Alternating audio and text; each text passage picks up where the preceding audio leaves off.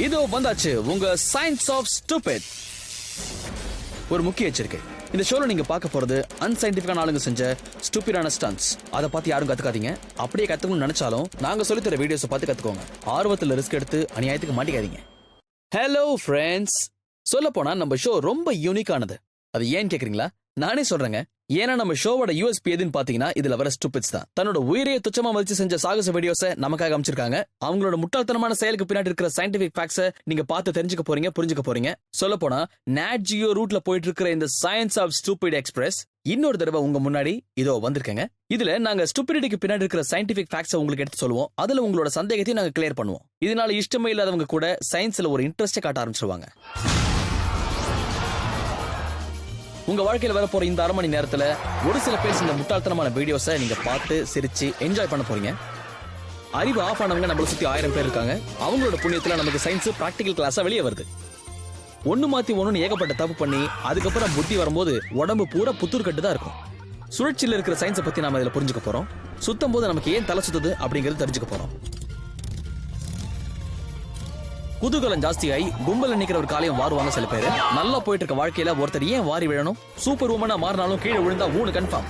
மண்ணடி பின்னாடி முன்னாடி மூக்கு வயலா சமாடி பேய் காத்துல பறக்க போது பிகினி போட்ட லேடி. ஓவர் ஸ்ட்ரெயின் உடம்புக்கு ஆகாது, ஓவர் ஈட் வண்டிக்கு ஆகாது. படிக்கட்ட மறந்து பல்ட்டி அடிச்சா மானவரியா மாவு கட்டு போட வேண்டியதான். இதெல்லாம் வரப்போது உங்க சயின்ஸ் ஆஃப் ஸ்டூபிட்ல.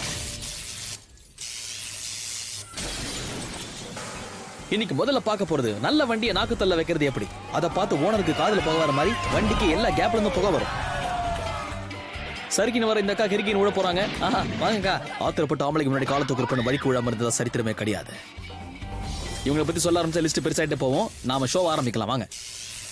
இந்த கேள்வி கேட்ட உங்களுக்கே கோவம் வரும். சைக்கிள் ஓட்டுறது எப்படி?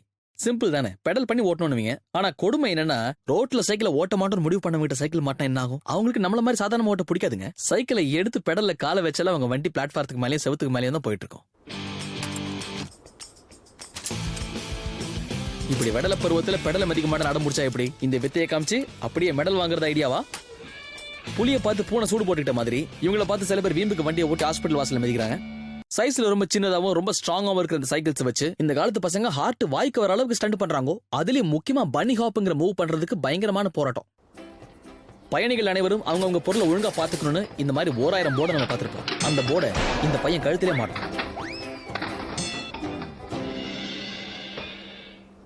ஒன்னும் பிரச்சனை இல்ல. நீங்களும் இந்த மாதிரி பன்னி ஹாப் கத்துக்கணும்னு நினைச்சீங்கன்னா அதுவும் கீழே விழுந்து வாராம அப்ப நீங்க டென்ஷனே ஆக வேண்டாம். இதோ நான் சொல்லித்தரேன் உங்களுக்கு எப்படின்னு. பன்னி ஹாப்னா என்னன்னா நம்ம பாடி வெயிட்டோட உதவியால சைக்கிளை குறிப்பிட்ட ஹைட் வரைக்கும் நம்ம குதிக்க வைக்கணும். இதுக்கு நம்ம டயர்ஸோட சம்பந்தப்பட்டிருக்கிற பிவட் பாயிண்ட்ஸ் சேர்த்து கண்ட்ரோல் பண்ண கத்துக்கணும். அது எப்படின்னா உங்க பாடி வெயிட்ட பின்னாடி இருக்கிற டயருக்கு மேல பேலன்ஸ் பண்ணி ஃப்ரண்ட் வீலை இப்படி தூக்கி அந்த போஸ் அப்படியே ஷிஃப்ட் பண்ணி பின்னாடி இருக்கிற டயரையும் மேல தூக்கணும். இப்ப லேண்ட் பண்றதுக்கு உங்க பாடி அப்படியே கீழே கொண்டு வந்து உங்க காலை யூஸ் பண்ணி பேக் வீல ஃப்ரண்ட் வீலுக்கு ஈவனா கொண்டு வந்து 2 வீலும் ஒரே நேரத்துல தரையில படுற மாதிரி லேண்ட் பண்ணணும். முக்கியமா சென்டர் ஆஃப் கிராவிட்டியை நீங்க ஃப்ரண்ட் வீல கொண்டு வராம சைக்கிளோட சென்டர்ல வச்சாதான் அழகா லேண்ட் பண்ண முடியும். புரிஞ்சுதுன்னா ஓட்டி பாருங்க. இன்னொரு முக்கியமான விஷயம், இது ரொம்ப கம்பல்சரியான ஒண்ணு. என்னன்னா ஹெல்மெட் போடுறதுக்கு எப்பவும் மறக்காதீங்க.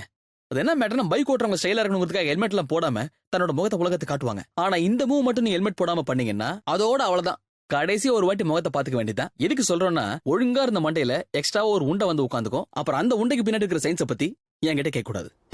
ஒரு ஊர்ல அண்ணன் பண்ற மாதிரி எல்லாத்தையும் பண்ணணும்னு ஆசைப்பட்டாராம் ஒரு தம்பி. ஆசைப்பட்டா மட்டும் போதுமா? வித்தையை புரிஞ்சுக்காம கம்பிக்குள்ள காலை விட்டு விழுந்து வாரினார் தம்பி. உங்க அண்ணன் எப்படி பண்ணாருங்கிற வீடியோ ஒரு வாட்டி பாத்துருந்தா நீ இந்த மாதிரி விழுந்திருப்பியா? இன்னைக்கு இந்த வீடியோல உங்க அண்ணன் ஹீரோ ஆயிட்டாரு, நீ 0 ஆயிட்டியா தம்பி? சீக்கிரம் அண்ணன் கால விழுந்து வித்தையை கத்துக்கோ. மனிதன் மாறி விட்டான், மண்ணை கவ்வி விட்டான். பளிச்சுன்னு தெரியணுங்கிறதுக்காக தான் மஞ்சள் பையன் அடிச்சிருக்காங்க அந்த பம்புக்கு. அதுக்கு மேல வம்புக்குன்னு சைக்கிள் எடுத்து விட்டா என்ன ஆகும்? போய் ட்ரீட்மெண்ட் முடிச்சுட்டு வாங்க. கண்ணாடியை பாருங்க, உங்க மூஞ்ச எங்கேயோ பார்த்த மாதிரியே இருக்கும். இந்த மாதிரி ஆகக்கூடாதுங்கிறதுக்காக தான் ஹெல்மெட்டை கண்டுபிடிச்சாங்க. அதை வாங்கி வீட்டு பறந்த மேல போட்டுட்டு தெருவில் வந்து புரண்டா என்ன அர்த்தம்? ஆனா நான் ஹெல்மெட் போட்டிருக்கப்பா அப்படிங்கிற கான்பிடென்ட்ல இவர் பன்னி ஆஃபர் பண்ணி பாப்பராய் வீட்டுக்கு போயிட்டாரு. ஹெல்மெட் போட்டா மண்டையில மட்டும் தான் அடிப்படும் எதிர்பார்க்க கூடாது. அதான் அழகா ரோடு போட்டிருக்காங்கல்ல, அப்புறம் என்ன டைவ் அடிச்சு பெஞ்சில காலை விடுறது? இதை போய் உங்க ஆத்தா கிட்ட காட்டு, பேய் ஓட்டி அனுப்புவாங்க. ஃபர்ஸ்ட் வாட்டி ஒழுங்கா வந்தப்பவே அப்படியே வீட்டுக்கு போயிட்டு 2வது வாட்டி அப்புறமா வந்து ட்ரை பண்ணிருக்கலாம். இப்ப பாத்தியா நீ உழுந்து வாரனா அந்த சிவப்பு சட்டை பாத்துட்டான். எப்பா இந்த வீடியோ அப்படியே எஸ்ஓஎஸ் காமிச்சிருப்பா. இவரு தன்னோட பாடி வெயிட்ட ஃப்ரண்ட்ல கொண்டு வர முடியல. அதே மாதிரி பின்னாடி இருக்கிற டயரை ஃப்ரண்ட் டயருக்கு ஏத்த மாதிரி பேலன்ஸ்டா கம்பியில நிறுத்த முடியல. அதனால தட்டி தடுமாறி சாருக்கு முட்டி இடம் மாறிடுச்சு. இன்னொரு விஷயம், நான் உங்க எல்லாருக்கும் ஒரு சயின்டிபிக் ஃபேக்டை எடுத்து சொல்லணும்னு ஆசைப்படுறேன். இது நிச்சயமா உங்களுக்கு ரொம்ப தேவைப்படும். அதனால இந்த வீடியோ கொஞ்சம் கவனமா பாருங்க. இதுல விஷயம் இருக்கு. நீங்க எவ்வளவு ஹைட்டை செலக்ட் பண்றீங்களோ அந்த அளவுக்கு டேமேஜும் நீங்க செலக்ட் பண்ணிட்டீங்கன்னு அர்த்தம். பின்னாடி இருக்கிற டயரோட பிவட் பாயிண்ட் சரியான ஆங்கிள் தான் இருந்தது. ஜம்ப் எல்லாம் கரெக்டா வந்தது. அதுல குதூகலமானதுனால லேண்டிங் கொஞ்சம் கசமசா போச்சு. இவ்வளவு ஹைட்ல இருந்து குதிச்சது மட்டும் இல்லாம லேண்ட் பண்ணும்போது மொத்த இம்பாக்ட் ஒரே ஒரு வீலுக்கு போனதுனால தான் இந்த நிலைமை.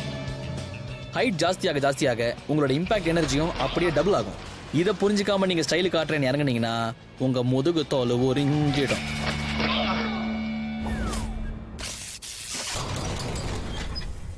இந்த skiing, snow boarding, water skiing இதெல்லாம் நிறைய இருக்கு.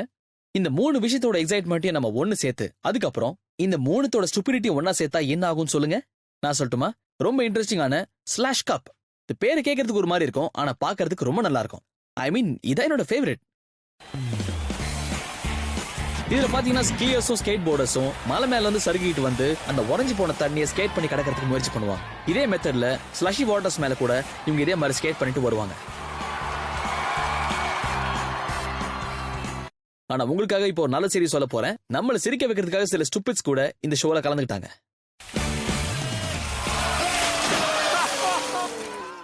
ஆனா ஒருவேளை நீங்களும் இந்த மாதிரி ஈவெண்ட்டுக்கு போய் என்டர்டெயின் ஆகணும்னு நினைச்சீங்கன்னா, அப்படியே மான மரியாதை போகாம ஏதாவது ஜெயிச்சுட்டு வரணும்னு ஆசைப்பட்டீங்கன்னா இதுக்கு பின்னாடி இருக்கிற சயின்ஸ் தெரிஞ்சுக்கிட்டு போனா நல்லா இருக்கும். தண்ணியோட ஃபோர்ஸ் ஸ்கீஸ தண்ணிக்கு மேல் பக்கமா தள்ளி விட்டுட்டு இருக்கோம். இதனால இது தண்ணிக்குள்ள முழுகாது. இதுக்கு பேர் தான் ஹைட்ரோ டைனாமிக் பிளானிங். ஒருவேளை தண்ணிக்கு மேல கான்டாக்ட்ல இருக்கிற சர்ஃபேஸ் ஏரியாவோட அளவு பெருசா இருந்ததுன்னா அப்வர்ட்ஸ் ஃபோர்ஸ் கூட 2 மடங்கு அதிகமா இருக்கும். வெலாசிட்டியை டபுள் பண்றதுனால ஹைட்ரோ டைனாமிக் ஃபோர்ஸோட வேகம் 4 மடங்கு ஜாஸ்தியாகும். ஒருவேளை போதுமான அளவுக்கு ஸ்பீடும் தேவையான அளவுக்கு கான்டாக்ட் ஏரியாவும் இருந்ததுன்னா இந்த வாட்டர் சர்ஃபேஸை உங்களால ரொம்ப ஈஸியா தாண்டி வர முடியும். ஆனா இந்த முக்கியமான இன்கிரீடியன்ஸ் எல்லாம் இல்லாம உங்களால ஒன்னும் பண்ண முடியாது. இது ரொம்ப சிம்பிள்ங்க.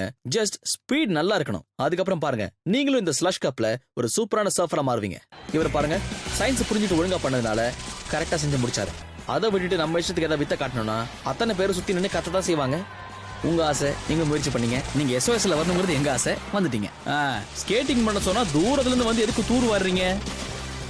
நல்லபடியா முன்னாடி சரிக்கிட்டு வரவனுக்கே முன்பக்கம் 4 பேர் காணாம போகுது. இப்படி போய் விழுந்தா அப்புறம் உலகம் உங்களை பின்னாடி பேசும். ஸ்கீயிங் பண்றதுக்கு பார்ட்டி டெஸ்ட் போட்டா கீயே தான் செய்யும். நீங்க சறுக்கிட்டு விழ போறத ஊரே சுத்தி நின்று பாக்குது. இல்ல நீங்க வேற சுத்தணுமா? இதுல ஸ்கோர் வேற காட்டுவாங்க போல இருக்கு. போ ஏமா உனக்கு குளிர்ல? இந்த ஸ்விம்மிங் பூல் ஏன் எவ்வளவு லெங்தா இருக்குன்னு இப்பதான் புரியுது. சர்ன்னு சறுக்கிட்டே போகணும்ல. ஒரு முயல் ட்ரெஸ் போட்டுட்டு ஒரு பையன் சறுக்கிட்டு வரான். தண்ணிக்கு முயலுக்கு ஆகுமாங்கிறது எனக்கு தெரியல. அது இந்த பயலுக்கு ஆவாதுங்கிறது எனக்கு இப்ப தெரியுது. ஆனாலும் இந்த பயலை பாருங்க, விடாத முயற்சி எடுத்து அப்படியே அடிவாரத்துக்கு போறான். இந்த ஸ்பீடுக்கு ஒரு இம்பாக்ட் இருக்கு. பேலன்ஸ் மிஸ் ஆச்சு, அங்கேயே தண்ணி நிறுத்தும். விளைவை பாத்தீங்கல்ல? தம்பியை தண்ணில இருந்து அப்படியே அப்புறப்படுத்துங்க. ஸ்பீடோட எஃபெக்ட் பத்தியும் அதோட சைடு எஃபெக்ட்ஸ் பத்தியும் இப்ப நாம தெளிவா பார்த்தோம்.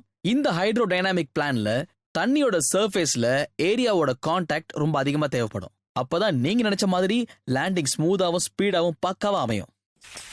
தண்ணியை கடக்கிறதுக்கு போர்டுக்கும் வாட்டருக்கும் நடுவில் இருக்கிற பிளாட் ஆங்கிள் ரொம்ப முக்கியம். அப்பதான் போர்டு தண்ணியில முழுகாம உங்களை கரையில கொண்டு போய் பத்திரமா சேர்க்கும். ஒருவேளை உங்களுக்கு தண்ணியில கண்டு இருக்குன்னு கம்ப்யூட்டர் ஜோசன் சொல்லிடுச்சுன்னா 90 டிகிரி ஆங்கிள் நீங்க மூக்க பொத்திட்டு தண்ணியில விழ போறீங்கன்னா கம்ப்யூட்டர் ஜி உங்களுக்கு பிடிச்ச தோஷம் சந்தோஷம். அதுக்கு எதுக்கு ஸ்கேட் போர்டு? ஏன்பா நீ பாவ மன்னிப்பு கேட்கறதுக்கு இந்த பனி மழை தான் கிடைச்சதா? கான்டாக்ட் சர்ஃபேஸ் போர்டுக்கும் தண்ணிக்கும் மட்டும் தான் இருக்கணும். உன் பாடிக்கும் தண்ணிக்கும் இல்ல. இதை புரிஞ்சுக்காம இவனெல்லாம் தண்ணிலேயே 3 நாள் ஊற வச்சு வீட்டுக்கு அனுப்புங்க.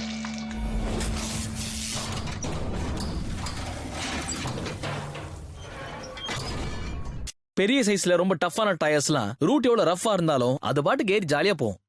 அப்போ நம்ம ஊர் ரோட்டுக்கு இந்த வண்டி ஒர்க் அவுட் ஆகும் தோணுதா? நீங்களே சொல்லுங்களேன்.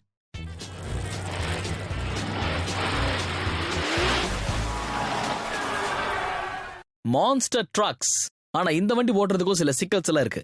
பயமுறுத்துற அளவுக்கு இந்த வண்டிக்கு ரொம்ப பெரிய டஃப்பான டயர்ஸ் எல்லாம் ஃபிட் பண்ணிருக்கிறதுனால இந்த ட்ரக்கை கண்ட்ரோல் பண்றது ரொம்ப கஷ்டமான விஷயம் தான். ஆனா எந்த ஒரு கட்டுக்கடங்காத விஷயத்தையும் கட்டுப்படுத்துறதுக்கு சயின்ஸ்ல வழி இல்லாமையா இருக்கும். பெரிய பெரிய டயர்ஸ் ஃபிக்ஸ் பண்ணிருக்கிறதுனால இந்த வண்டியோட உயரம் அதிகமாகுது. ஒருவேளை வீல் பேஸோட அகலம் கம்மியா இருந்ததுன்னா ஸ்டெடியா தரையில போறதுக்கு இதோட சென்டர் ஆஃப் கிராவிட்டி ரொம்ப அதிகமாயிடும். அதனாலதான் இந்த வண்டியை ஓட்டுறது கொஞ்சம் கஷ்டம்.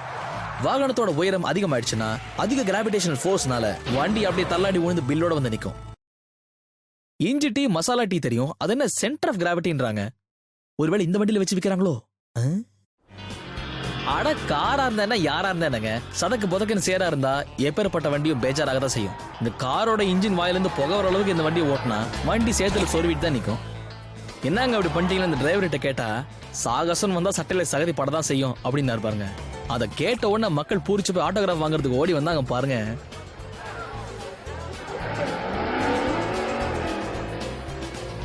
இந்த சைஸ் டயர்லாம் நம்ம ஊர் தேர்ல தான் பார்த்திருப்போம். ஆனா இவங்க கார்ல மாட்டி ஓட்டுறாங்க. நல்லா ஓட்டுற மாதிரியே தெரியும்.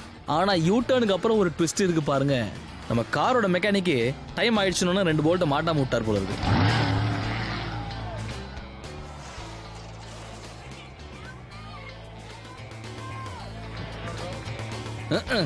சிவப்பு சட்டை ஏன் ஓட்டுறதுக்கே ஒவ்வாத வண்டியை வச்சு பேக் ஃபிளிப் படிக்க நினைச்சீங்கன்னா உங்க வாகனத்தோட வேகத்தை கொஞ்சம் கூட்டிக்கணும். ஆமாங்க, பேக் ஃபிளிப் தான், ட்ரக்கோட பேக் ஃபிளிப். அட நிஜமா தாங்க, நமக்காகவே இந்த ஸ்டூபிட் எக்ஸ்பெரிமெண்ட்ஸ் எல்லாம் பண்ணி பாத்துருக்காங்களே. ஆனா 4 டன் எடை உள்ள இந்த வண்டியை வச்சு நீங்க பேக் ஃபிளிப் படிக்கணும்னு நினைச்சீங்கன்னா அப்போ நீங்க இந்த வண்டியை கம்மியா சொன்னா கூட 40 கிலோமீட்டர்ஸ்ல ஓட்டணுங்கிறது ஐதீகம். வண்டியை 40 கிலோமீட்டர் ஸ்பீட்ல ஓட்டுங்கன்னா எப்ப இதுல முன்னாடியே சொல்ல மாட்டீங்களான்னு கேக்குறாரு டிரைவர். அப்போ இப்படிதான் ஆகும். இதுக்கு சயின்ஸ் என்ன சொல்லுதுன்னா, ட்ரக்கோட மாஸ் அதிகமா இருக்கும்போது அது பேக் ஃபிளிப் படிக்கணும்னா அதே அளவுக்கு ஃபோர்ஸ் தேவைப்படும். அடுத்து கூலா இருக்கிற இந்த மான்ஸ்டர் ட்ரக் இதுக்காவது பேக் ஃபிளிப் படிக்கிற லக் இருக்கான்னு பார்க்கலாம். முக்காவாசி முயற்சி பண்ணி மீதி அடுத்த போட்டியில பாத்துக்கலாம்னு வந்துருச்சு.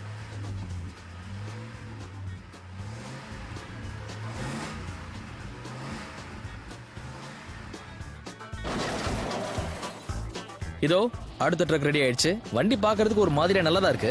இந்த வண்டியாவது பல்ட் அடிக்குமான்னு பாக்க ஊர் மக்கள் எல்லாம் வேலை வெட்டி விட்டு போட்டு அங்க வந்து நிக்கிறாங்க. பிரம்மாண்டமான வண்டியா இருக்குன்னு பார்த்தா அங்கேயே கண்டமாய் போச்சே. நல்லா பல்ட் அடிக்கிறதுக்காகவே இந்த வண்டி ஆடி தள்ளுபடியில வாங்கினார்னு நினைக்கிறேன். அதாங்க, 1 வாங்கினா 1 ஃப்ரீ. எப்படி டயர்கள் ரப்பரால செய்யப்பட்டதுனால பந்து மாதிரி பவுன்ஸ் ஆகுது.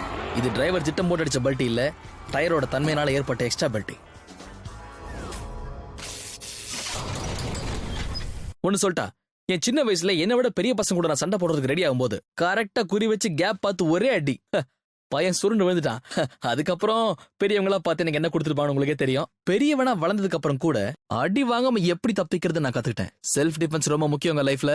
ஆனா சில நேரத்துல இந்த கிக்கு டைமிங் மிஸ் ஆகி நம்ம மொக்கையாய் விழுவோம் பாருங்க. அதோட இருக்கிற மான மரியாதை எல்லாம் போயிடும்.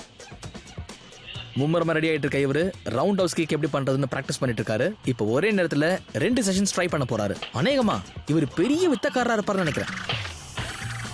என்னங்க நீங்க பெரிய வித்தக்காரருங்கிறதுக்காக உதவி பண்ண வந்தவங்க எல்லாம் உதைக்கிறீங்க. இத போய் அவன் ஊருபுறா சொல்ல மாட்டான். இதுல ரொம்ப முக்கியமான விஷயம் பேலன்ஸ். பேலன்ஸ்டா இருக்கிறதுக்கு கிக் பண்றவங்களோட பாடி ரொம்ப அலைன்டா இருக்கணும். இந்த ட்ரெய்னர் பண்ற ஸ்டண்ட் கூர்ந்து கவனிங்க. ஃபோர்ஸ் உபயோகப்படுத்தி தன்னோட காலை ஆக்சலரேட் பண்றாரு. அதுக்கப்புறம் தன்னோட இலக்கை தாக்குறாரு. உங்க வேகம் அதிகமாகும் போது உங்க பேலன்ஸ் மிஸ் ஆகிறதுக்கு நிறைய சான்சஸ் இருக்கு. அதனால பாடியை பேலன்ஸ்டா வச்சுக்கிறதுக்காக கைகளை ஆப்போசிட் சைடுல ஸ்விங் பண்றாங்க. இதனால கிக்னால ஏற்படுற ஃபோர்ஸ்க்கு ஒரு கவுண்டர் பேலன்ஸ் கிடைக்குது. அதே நேரத்துல தன்னோட டவுன் ஃபோர்ஸை சப்போர்ட்டிங் லெக்கால தாங்குறாரு. இதுக்காக தன்னோட காலை தரையில ரொம்ப அழுத்தமா வச்சிருக்காரு.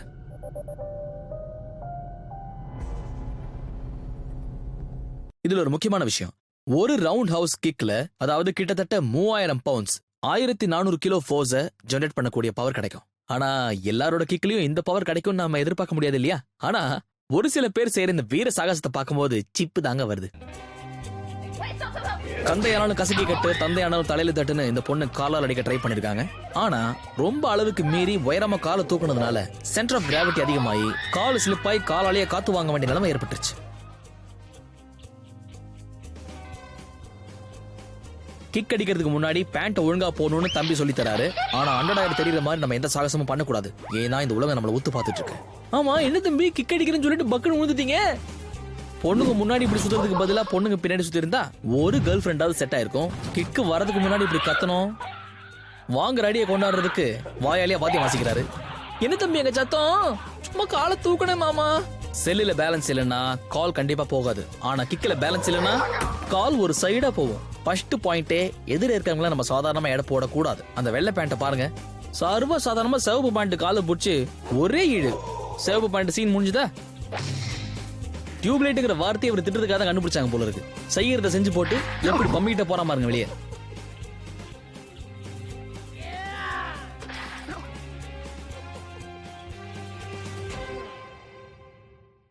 இது சப்ப மேட்டருங்க. உங்க கிக்கு பவர்ஃபுல்லா இருக்கணும்னா நீங்க பேலன்ஸ்டா இருந்தீங்கனாலே போதும். காட்டுல ஏதோ பேசணும்னு கூட்டிட்டு போயிட்டு நல்லா இருந்த வாயை பொக்க வாயாக்கிட்டாங்க இந்த ஆளு. தம்பி உனக்கு பிஞ்சு மூஞ்சிரா. நான் இந்த சயின்ஸ் ஷோல ஹோஸ்டா ஒர்க் பண்றேன்ற ஒரே காரணத்துக்காக என்கிட்ட எல்லாருமே சயின்டிபிக்கா கேள்வி கேட்க ஆரம்பிச்சிட்டாங்க. அதுவும் எந்த மாதிரி, இந்த லைஃப் எங்க இருந்து ஆரம்பிக்குது, முக்கியமா இந்த ஏலியன்ஸ் இருக்கா இல்லையா, எல்லாத்திலும் டாப் மனுஷங்க காத்துல பறப்பாங்களா மாட்டாங்களா, இந்த கேள்வி எல்லாம் என்கிட்ட கேட்டா எப்படிங்க? கோட்டு போட்டவெல்லாம் குமாஸ்தாவாக முடியாது. இதை விட உச்சக்கட்டம் கைரேகை ஏன் தேய்துன்னு என்ன கேக்குறாங்க. நான் என்ன ஷோ பண்ண வந்தனால ஜோசியம் பார்க்க வந்தேனா? பேராகிளைடர்ஸ் இல்லனா ஹேண்ட் கிளைடர்ஸ், மனுஷங்களை பறவை மாதிரி பறக்க வைக்கிற ஒரு பொருள். நம்ம ஆளுங்க கிட்ட மட்டும் இது கிடைச்சது ஊரை சுத்தி கடனை வாங்கிட்டு சிட்டா பறந்துருவாங்க. ஏதோ ஹோட்டல்ல சாப்பிட்டு பில்லு கட்டா மூடி வேண்டாம் போல இருக்கு. ஹோட்டல்கார சாபம் உயரமா போனாலும் விடாது. சயின்ஸை பத்தி எதுவுமே தெரியாத பேர்ட்ஸுங்களே பறக்கும் போது நாம பறக்க முடியாதா அப்படின்னு இவர் பறக்க மூக்குல இருந்து முட்டி வரைக்கும் நெருப்பு பறக்க கீழே விழுந்தாரு. நீங்க கிளைடர்ஸ் ஆறதுக்கு, அதாவது ஏர் ஃபாயில்ல பறக்கிறதுக்கு நீங்க சயின்டிஸ்டா இருக்கணுங்கிற அவசியமே இல்லைங்க. அதான் நான் இருக்கேன்ல. இதுக்கு பின்னாடி இருக்கிற ஏரோநாட்டிக்கல் சயின்ஸை பத்தி இப்ப நான் உங்களுக்கு எடுத்து சொல்ல போறேன். இதுல முதல் கட்டமா ஏர் ஃபாயில்ல எப்படி லிஃப்ட் பண்றது நீங்க தெரிஞ்சுக்கணும்.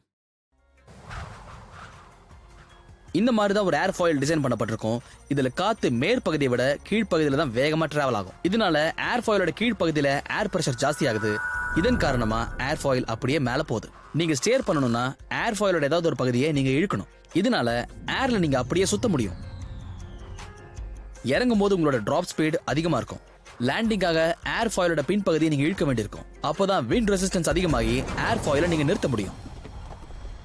டர்ன் பண்றதுக்கு என்ன பண்ணணும்? ஏர் ஃபாயிலோட ஒரு சைடை நீங்க இழுக்கணும். இது தெரிஞ்சா போதுமே, வானத்துல வட்டமிடலாமே. இவர் இப்போ லேண்ட் பண்ற முயற்சியில இருக்காரு. கீழே இருக்கிற மரத்துல தொத்திக்காம மரத்தோட கேப்ல போய் விடணும்னு ரொம்ப ட்ரை பண்றாரு. ஆனா டைமிங் சற்று மிஸ் ஆகி சுதாரிச்சுக்க முடியாம புதர்ல போய் சொருவிட்டாரு.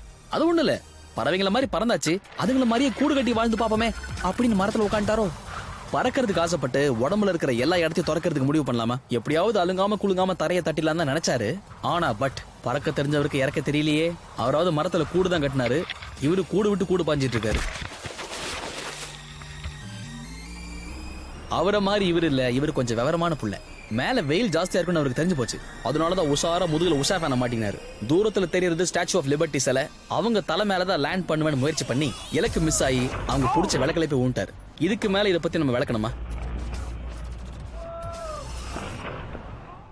இப்ப ஒரு முடிவு வந்துட்டீங்கல்ல. கிளைடர்ஸ் காத்துல பறக்கிறது எவ்வளவு முக்கியமோ அதை விட முக்கியம் தரையில நல்லபடியா இறக்குறது. பாண்ட் இறங்கினாரு அப்படிங்கிற கான்ல இவரும் இறங்கினாரு. இப்ப அர்ஜென்ட்டா ஆடிட்டோரியத்துக்கு அடியில இருக்காரு. ரொம்ப கீழே வந்ததுக்கு அப்புறமா டர்ன் பண்ணணும்னு முயற்சி பண்ணாரு. அதுக்குள்ள வேகம் அதிகமானதுனால டிராப் ஸ்பீடு ஜாஸ்தி ஆயிடுச்சு. இதனால பைலட் கட்டுப்பாட்டை இழந்தார். பாவம், கொண்டாந்து கொட்டாயில விட்டவருக்கு எதெல்லாம் கட்டா இருக்குன்னு தெரியல. இங்கதாங்க இன்னொரு ட்விஸ்ட் இருக்கு. நீங்க முக்கியமா ஏர் ஃபால்ஸோட சைடுல இருக்கிற ஏர் பிரஷர் ரொம்ப அழகா கண்ட்ரோல் பண்ண வேண்டியிருக்கும். அது ஒரு விஷயம். அது மட்டும் இல்லாம விண்டோட ரெசிஸ்டன்ஸையும் நீங்க புரிஞ்சுக்கிட்டு அதை மேக்ஸிமைஸ் பண்ண வேண்டியிருக்கும். அப்போதான் சும்மா ஃபிளையிங்ல வர உங்களுக்கு ஒரு ஃபிளையிங் கிஸ் கண்டிப்பா கிடைக்கும். பாத்தீங்களா எவ்வளவு அழகா கட் பண்ணி டர்ன் பண்ணி சூப்பரா லேண்ட் ஆக ட்ரை பண்ணாரு. ஆனா லேண்ட் ஆனாரா? இப்போ டிரைவர் காண்டானாரா? இப்பதான் அழகா அமைதியா ஓட்டிட்டு போறாருன்னு சொல்லி முடிச்சேன். அதுக்குள்ள ஒரு அரசு பேருந்துல கொண்டு போய் விட்டாரு. இது நிச்சயமா பறந்தவரோட தப்பு இல்ல மயிலாட். ஆளே இல்லாத இடத்துல எதுக்கு அரசு பேருந்து ஓடுது? நேரம் சரியில்லைன்னா சரியா நேரத்துக்கு வராத பஸ்ல கூட போய் முட்டுவோம். ஆமா, இந்த கார் ஓட்டுறதுன்னு அவ்வளவு கஷ்டமா? இன்ஜின் ஆன் பண்ணி கியரை மாத்தி ஆக்சிலேட்டர்ல காலை வச்சுனா வண்டி சும்மா ஜொயின்னு போகுது. ஆனா காரை ஒழுங்கா யூஸ் பண்ண தெரியாத சில கர்மாந்திரம் பிடிச்சவங்க இருக்காங்க. ஏன்னா அவங்க 4 இடத்துக்கு போறதுக்காக காரை யூஸ் பண்றது இல்லைங்க. காருக்கே காரியம் பண்ற குரூப் பர்ன் அவுட். ஒரு செட் ஆஃப் வீல பிரேக் பண்ணிட்டு இன்னொரு செட் ஆஃப் வீல ஸ்பின் பண்றதாங்க இந்த பர்ன் அவுட். இதை நம்ம கார்லயும் ட்ரை பண்ண முடியும், இல்ல ஒரு பைக்கை வச்சும் பண்ணலாம். தொப்புள்ள பம்பர் ஓடுறத பாத்திருப்பீங்க. ஆனா வீல விட்டு பாத்திருக்கீங்களா? இவனுக்கு வயிற்றுக்கு மட்டும் இல்லைங்க, இவனுக்கு பிடிச்ச பைத்தியத்துக்கு சேர்த்து வைத்தியம் பார்க்கணும். தொப்பையை குறைக்கிறதுக்கு எவன் கொடுத்த ஐடியான்னு தெரியல இது. நீ ஒழுங்கா போய் 7 மாசம் ஏர்வாட்ல இருந்துட்டு வா போடு. இப்போ உங்க மனசுல என்ன ஓடுது? காரை டெய்லி தானே ஓட்டுறோம், ஒரு வாட்டி பர்ன் அப் பண்ணா என்னன்னு தோணுதா? இந்த விஷயத்த நீங்க தப்பித்தவரை கூட ட்ரை பண்ணிடாதீங்க. ஏன்னா இதுல அடியனுக்கு ஏகப்பட்ட அனுபவங்கள் உண்டு. ஆனா ஏன் ஒருத்தனோட அனுபவம் உங்களுக்கு பத்தாது. அதுக்காக தான் ஏகப்பட்ட அனுபவஸ்தங்களை கூட்டு வந்திருக்கேன். நீங்களே பாருங்க. சிம்பிள் மேட்டருங்க. பர்ன் அவுட் பண்ணும்போது சுத்திட்டு இருக்கிற வீலை விட சுத்தாம இருக்கிற வீலுக்கு தான் ஃபிரிக்ஷன் ஜாஸ்தியா இருக்கணும். ஒருவேளை சுத்திட்டு இருக்கிற வீல்ஸோட ஃபோர்ஸ் ரோடு மற்றும் டயர்ஸ்க்கு இடையில இருக்கிற ஃபிரிக்ஷனை விட அதிகமா இருந்ததுன்னா அந்த டயர்ஸ்க்கு ட்ராக்ஷன் மற்றும் ஸ்பின் கிடைக்காது. சக்சஸ்ஃபுல்லா சொதப்பிட்டீங்கன்னா டயர்ஸுக்கான ஆர்டரை ஷோரூம்க்கு அனுப்புங்க. இந்த வீடியோவை எங்களுக்கு அனுப்புங்க. எங்களுக்கு வேற என்ன வேணும்?